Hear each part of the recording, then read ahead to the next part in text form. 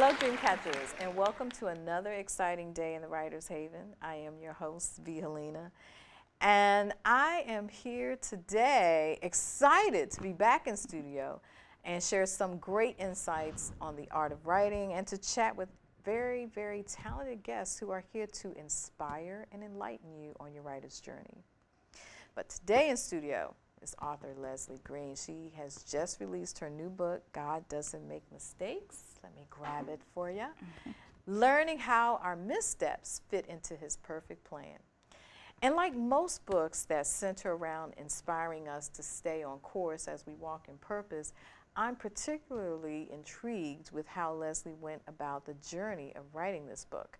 So without further ado, please join me in welcoming author Leslie Green to the Haven. Hello, Leslie. Thank you. I'm glad to be here. Oh, you know what? It is such a thrill to have you here because I am also a writer of purpose-driven type literature. Yes. And so I get excited whenever I pick up a book that talks about that. So thank you very much for joining us and telling Absolutely. us about our My writer's pleasure. journey. Now, you're multifaceted. You know, you're a singer, you're a songwriter, you own your own business, you're a PR publicist working in public relations. How did all of that culminate into your writing journey? Wow. Well, I think, of course, like any person, everything that you do contributes to your story. And like most people, I picked a career when I was in college, and I decided that, or rather grad school really was when I picked my career. And I knew always that I wanted to write in some way. And so that was one of the reasons why I decided to go into public relations, because it does involve a lot of writing. And I also found that I love to speak as well. And so taking that journey and marrying that with my passion of music and, like you said, singing and songwriting as I was growing up, it just made sense for me to naturally flow into becoming an author. I knew that someday I was going to write a book. I had no idea what I was going to write about, and I didn't know how much of my story, my own personal story, was going to be in that book, but that's just how God works. Right now, we talked about this in the green room about how you classified the book as being inspirational, and I would even venture to say that it's also not necessarily a how-to, but it does give a lot of insight about how to deal with certain situations. You poured a lot of yourself into that book. I did. You know, how was that? What was that in terms of this being your first book in this genre? How easy or difficult was that for you to do? I would say it was fairly easy because my starting point was my journal entries. And when I first had the idea of God Doesn't Make Mistakes, it was actually going to be a novel. And as I went through this season of my life, I call it the transformational season of my life, I realized that the story I needed to tell was my own. And so I used these journal entries or I did what I call a review process, a journal review process, where I went back through 7, 8 years to see how I landed in this place that I found myself. And as I was going back through those journal entries, I saw all of these insights and revelations that I felt other people could relate to. And so using those journal entries as a jumping off point for the different struggles that I was having in my life and the different topics that I felt like other people could relate to, that was an easy process because it was a natural transition from going through my journal entries and then talking about where I was now. That hindsight information was really powerful, and I felt like it was almost like my journal entries was like a muse that I was working from. I love the way you designed that with dates and then putting or attaching, I'll call them themes. Yes. Attaching themes with dates. I thought that was just very, very creative to do, and you just answered the question I was going to ask about how you did that. But in terms of putting the book together and the flow of the book, how did you take those dates and those experiences and put them in some kind of order, so to speak, Right. to design the book? Right. Well, when I was writing it, and of course, at the time, I never knew that I was going to be sharing it with the whole world, you know, and publishing it. But when I went back through that journal review process, I realized that in each journal entry, I was talking about a different theme that was challenging for me at that time. So whether it was just simply waiting on something to happen, I felt like this season for me was just a whole period of waiting. And so that's how I came up with the chapter, The Wait. And then there was a journal entry that focused a lot on just being frustrated around the fact that I could not come up with my purpose, my assignment, why I was here on this earth, which I know a lot of people struggle with. Yeah. And just in dealing with singleness, there was a journal entry that focused specifically on my frustration with the dating scene. And so that's essentially how I framed each journal entry, and how I chose each journal entry was based upon what I felt was the most relatable thing that I could put inside of this book that somebody could get real transformation from. Yeah, yeah. I want to highlight actually a part of a journal entry. It's the December 3rd, 2015, Spiritual Warfare. Yes. I think all of them are relatable, but this one really touched me. It says, I believe I am in the midst of spiritual warfare. I find it hard to get up in the mornings. I literally have to fight discouragement with what sometimes feels like lying to myself. I'm starting to believe that every time it looks like I take 2 steps forward, I go 3 steps back, not just in one area, but in several areas of my life. I have thoughts that I shouldn't be having, like, am I really good enough to get the things I desire? These are not my thoughts, and they certainly aren't God's thoughts. So I've come to the conclusion that they belong to the enemy, and it's got to stop. That is something that I know would resonate with a lot of people, you know, being in that place where you're discouraged and, you know, just trying to figure that out. When you were writing this, did you have a target audience in mind? I did and I didn't. So I believe that this book, anybody can certainly relate to the different topics that I talk about in the book. But once I had a chance to look at it as a whole body of work, I realized that the people who really needed to hear this most were people who were in my same, I guess, phase of life, if you will, like that middle struggle season between 30 and 40, where you understand now what adulting is. Like, you really don't fully get the understanding of adulting, I think, until you get into your 30s and you've been there fully. And for some people it's different because they may have a family, and during this period of time I did not. But to a certain degree, I think that many of us who are in our 30s are really struggling with purpose, are struggling with you know, for many, particularly Black women, they're struggling with the fact that they may be at this age and they have not gotten the family yet. And you know, I talk to women about that pretty much every day, and I realized that that's essentially who I was targeting, people who were going through what I was going through when I was going through it. So now that I'm nearly 40, I look back on that scenario and I say to myself, well, I know I'm not the only person who was going through this. I know this is for somebody like me who's dealing with the same things. So that's essentially how I came up with that target audience. So how long did it take? Of course, the journal entries came first. Yes. But at what point did you decide, you know what, I'm going to take those experiences and I'm going to put them into a book? And how long did that process take? Well, it was interesting because when I originally had the idea for the book, like I said, it was a novel. And then I went through that season in 2015. And 2016, that's when I had the idea, okay, now that I've gone through these journal entries and I know now that God doesn't make mistakes, it's about those journal entries, I started furiously writing. And then it was also during the season where I was trying to establish myself as a businesswoman, as an entrepreneur. And I, you know, just transparently, I was struggling in that space. And so I stopped that project and started working on my first book, which was Teach Me PR 101. That was the business book for entrepreneurs. And that period of time, it was like a year maybe in between actually making the decision and starting the writing from the journal entries, and then picking it back up again. But once I picked it back up again, I think I had written like maybe 3 chapters. It took me all of maybe 2 months to do the actual writing for the rest of the book. Yeah, yeah.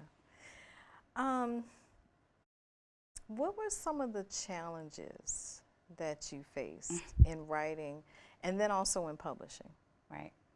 Well, one of the challenges, I kind of chuckle at that, was quite frankly what I was dealing with in the book. You know, spiritual warfare, you know, it came again during that writing season, and I believe it was a little bit of testing that I talk about in the book, and also a little bit of preparation as well for whatever's coming next. I realized that when you are an author, you have deadlines and you have these goals and you set an outline, and then life happens like it does with anything that you do.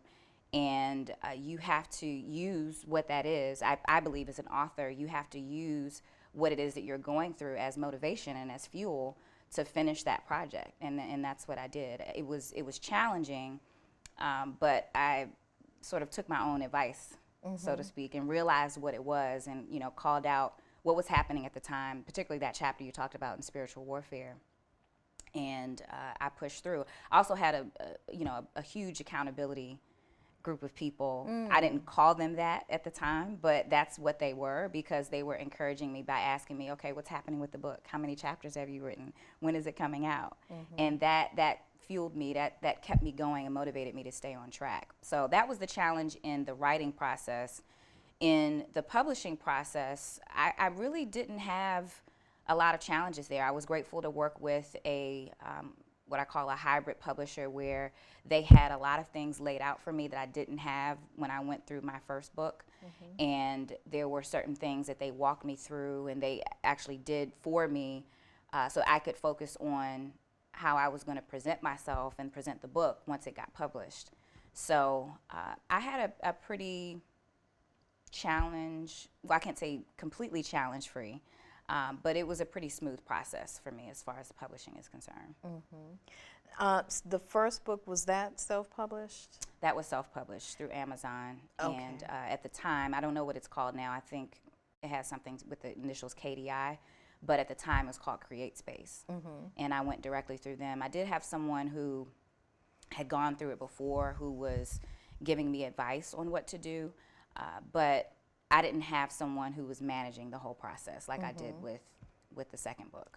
Having gone through Amazon's platform for publishing, would you recommend that to new authors? Yes and no.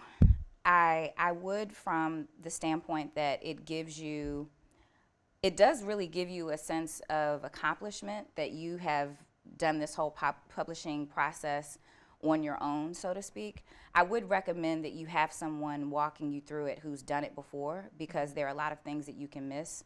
And the whole getting the ISBN number, I mean, something that seems so simple, that tripped me up a bit in that process. And I also felt like doing the book in that way, I wasn't necessarily earning as much money as I could have.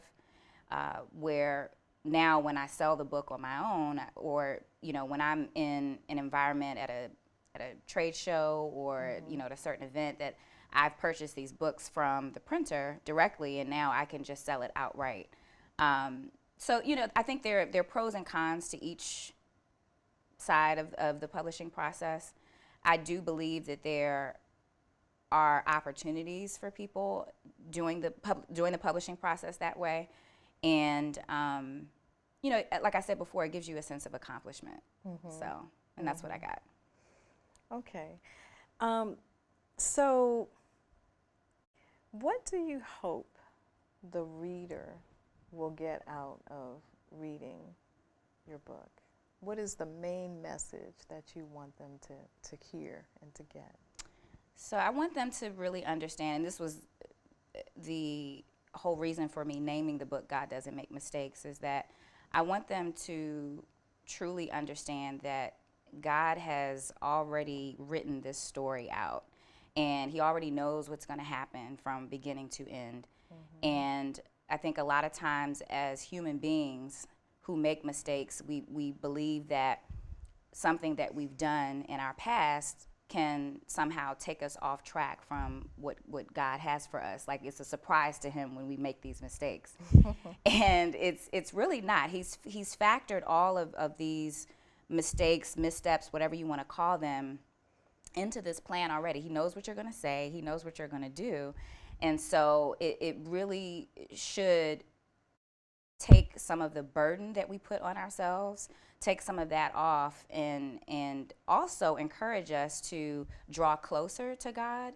That was what I believed was my purpose, and I wrote about this in the book, that my purpose in writing this book as well was drawing people closer to God so that they have an actual relationship with him. Many people say that they follow God and they believe the Bible, but they don't actually live out their lives in that way, and they don't actually believe that there is a relationship with God like a father-daughter, father-son relationship, which it is.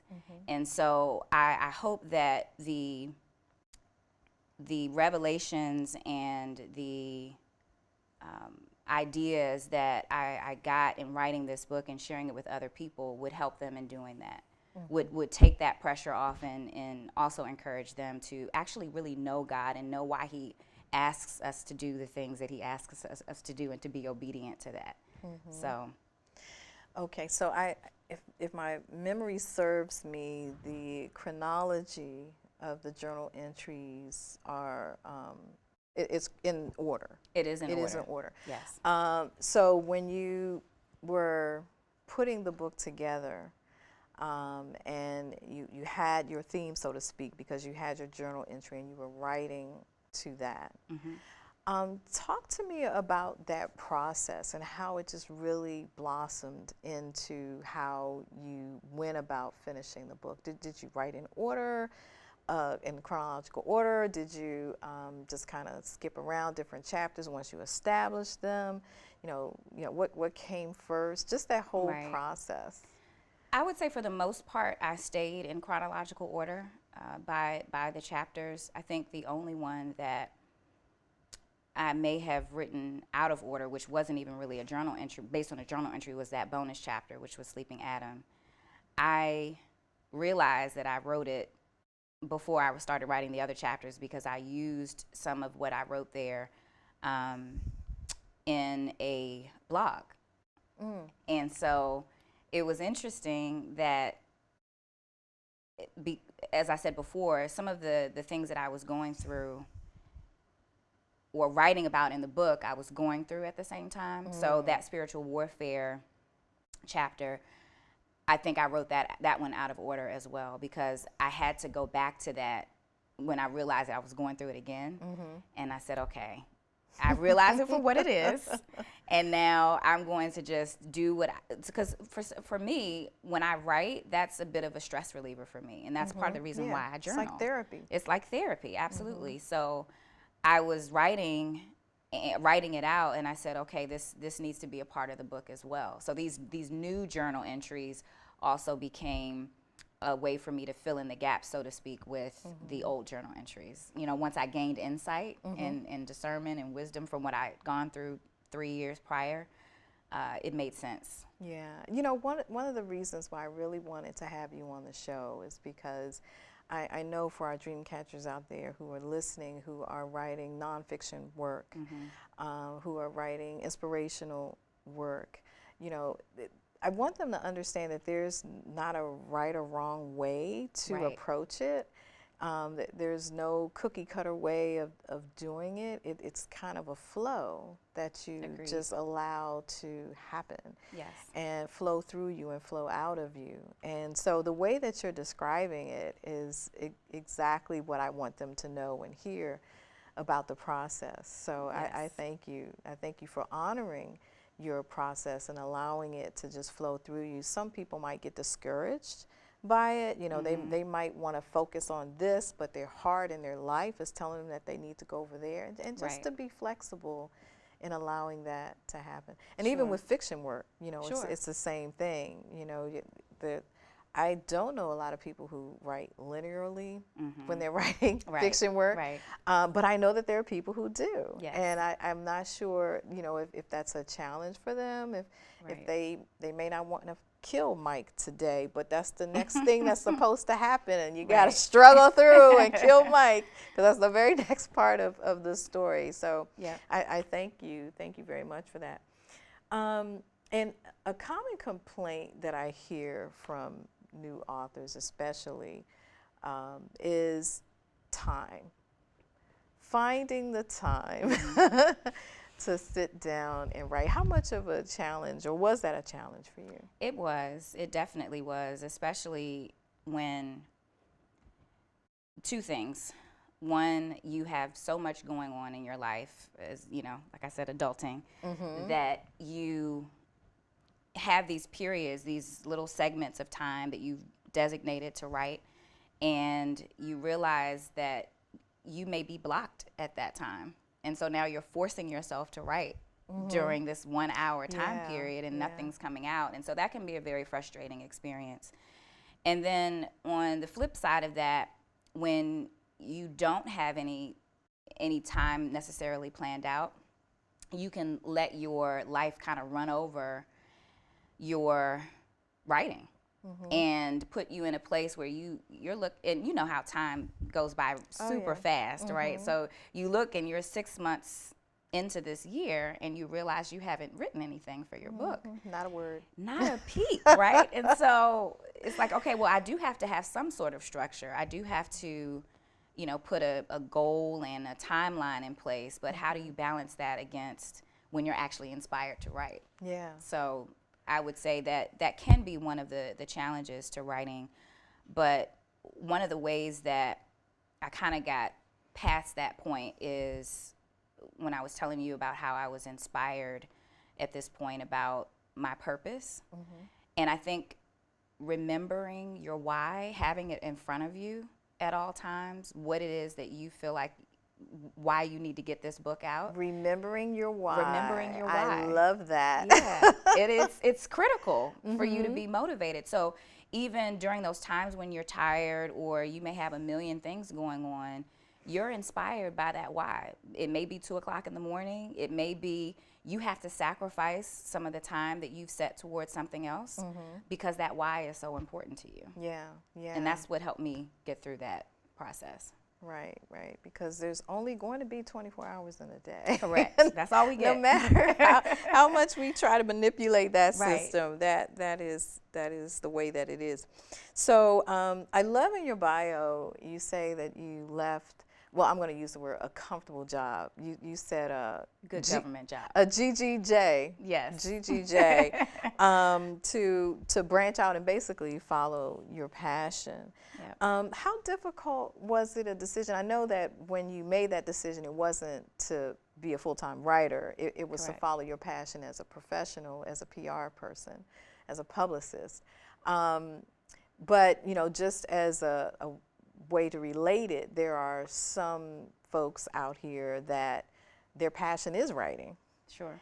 And so the difficulty in saying, you know, stepping out on faith, I know many writers who have done it, stepping out on faith, leaving that good government job or whatever lucrative business that they're in, corporate job or whatever, and write full time and just follow that passion. How challenging or difficult was that for you to just make the leap into just doing what you knew you were purposed to do?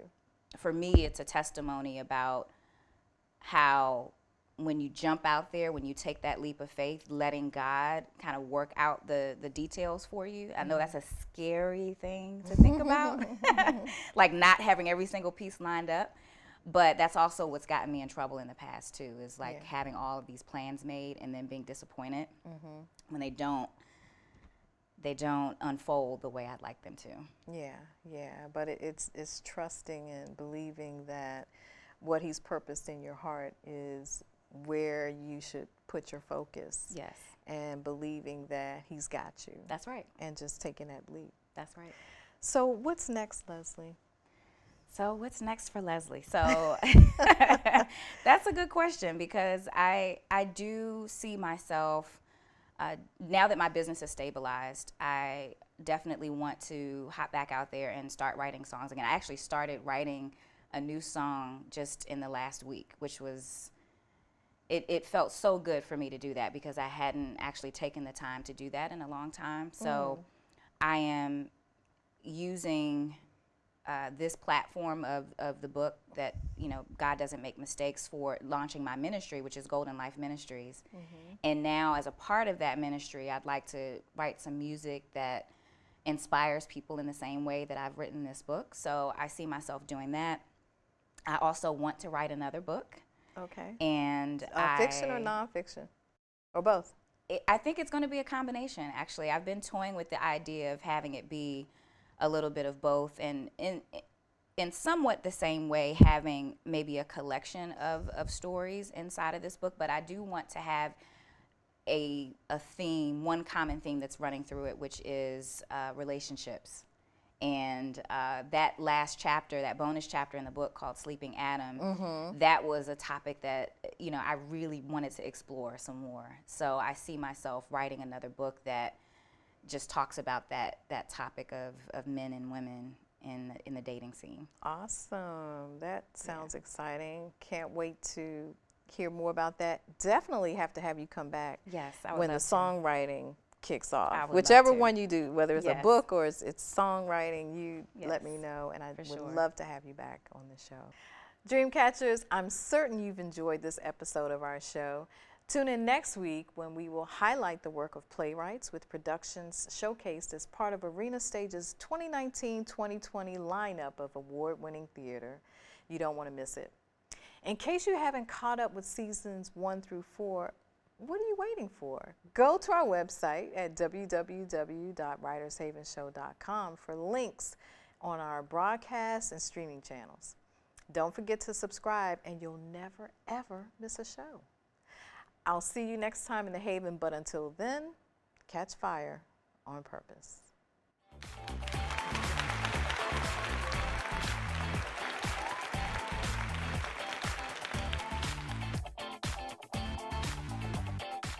Hello, dreamy people, and welcome to another exciting season of the Writers Haven Show. I'm Helena, your host and executive producer. Since 2017, we've invited you into the Haven, where we showcase the passion, process, and projects of writers of literature, television, film, and music. Over 2.5 million of you are tuning in to one of 23 channels or streaming us on iHeartRadio, Sonos, Spreaker, iTunes, SoundCloud, Spotify, Alexa, and YouTube. We appreciate the love and hope our programming inspires and motivates you. We drop new episodes every week, so subscribe and never miss a show. I want to stay connected to you, so hit me up socially on Facebook, Instagram, Twitter, and Tumblr at Author V. Helena, at Writers Haven Show with V. Helena. I look forward to seeing you in the Haven, and until next time, catch fire on purpose.